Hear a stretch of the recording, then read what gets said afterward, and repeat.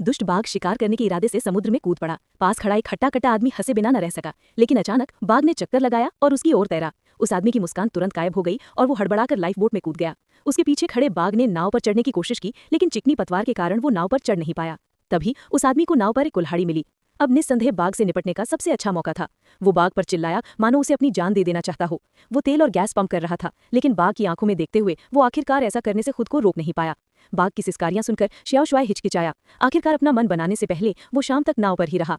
उसने बेड़ा समुद्र में धकेल दिया, फिर एक तख्ता सीढ़ी की तरह नीचे फेंक दिया। बाघ के किनारे पर चढ़ने से पहले वो बेड़ा पर कूद गया, क्योंकि केवल इसी तरह वो अपनी सुरक्षा सुनिश्चित कर सकता था।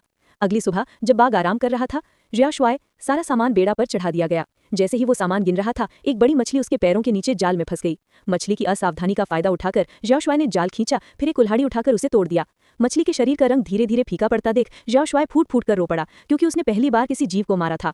ईश्वर से क्षमा याचना करने के बाद श्याओ शुआई ने उस बड़ी मछली को लाइफ बोट में फेंक दिया और उसे अंदर बैठे बाघ को खिला दिया। जैसे ही रात हुई, अनगिनत क्रिस्टल क्लियर जेलीफिश समुद्र में प्रकट हुई और श्याओ शुआई अपने सामने के दृश्य से पूरी तरह मंत्रमुग्ध हो गया। अचानक एक विशाल वेल पानी से बाहर निकली और छोटी नाव एक विशाल लहर से तुरंत पलट गई। सारा खाना और पानी समुद्र में गिर गया। यहाँ ना तो खाना था और ना ही ताज़ा पानी, केवल मौत उसका इंतजार कर रही थी। भूख से तड़पते बाघ ने एक बार फिर उसे उग्र भाव दिखाया। अचानक एक उड़ती हुई मछली ने उसे जमीन पर गिरा दिया।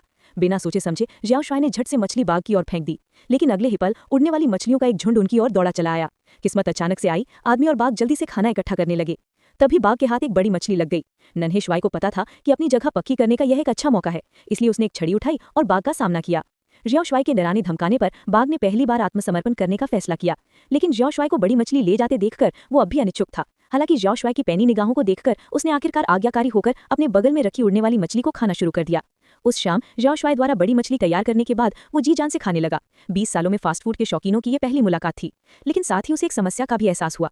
समुद्र में जीवित रहने के लिए उसे इस बाघ को पूरी तरह से वश में करना होगा, इसलिए वो लाइफ बोट में एक नुकीली छड़ी ले आया। श्याओ शुआई को अपनी ओर आते देखकर बूढ़ा बाघ डर के मारे कांपने लगा और लगातार धीमी आवाज में गुर्राने लगा। अचानक श्याओ शुआई ने उसे मछली का एक टुकड़ा दिया। पता चला कि वो बाघ को अपनी दयालुता का एहसास दिलाना चाहता था।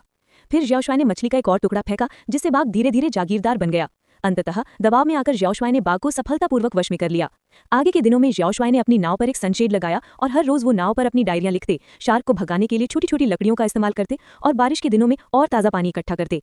अपने फुर्सत के समय में वो बाघ के लिए संगीत प्रस्तुत करते, जिससे वो और ज्यादा संगीतात्मक कोशिकाओं को आत्मसात कर सके। एक दिन उनका सामना डॉल्फिनों के एक समूह से हुआ, लेकिन जब श्याओ शुआई ने गौर से देखा तो उसे दूर एक जहाज दिखाई दिया। उसने जल्दी से अपनी सिग्नल गन निकाली ताकि मदद के लिए पुकार सके, लेकिन अपने सारे औजार इस्तेमाल करने के बाद भी जहाज उन्हें ढूंढ नहीं पाया। आने वाले दिनों में वो आदमी और बाघ साथी बने रहे और अब तक वे कई सालों के लिए अच्छे दोस्त बन गए थे। लेकिन यह सुखद समय ज्यादा समय तक नहीं चला। उस दिन आकाश में अचानक परिवर्तन आया। समुद्र में अचानक